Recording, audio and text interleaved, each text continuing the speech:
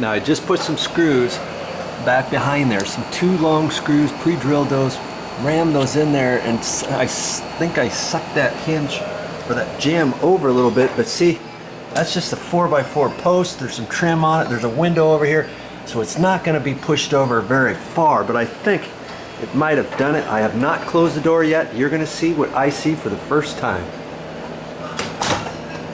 Look at that. You like that, don't you? See that gap?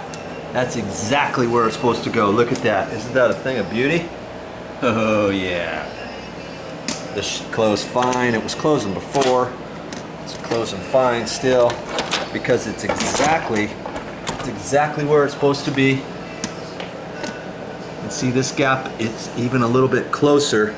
I didn't do anything on this center hinge, and I'm glad I didn't because it's tight. Now see, I sucked it over a little bit, but you see there's still a gap there, and that gap could have been there when they installed the door.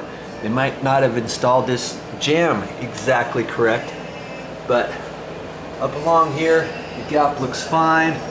This gap is fine, and I'm calling that good. Hey, if you want to see how I do that entire thing, you know, go to my channel, my main channel, and look under the search box. There should be an empty search box, and you can type in how to fix a sagging door repair, something, and hopefully, you know, I've done 3 or 4 of those videos, and you should be able to figure it out.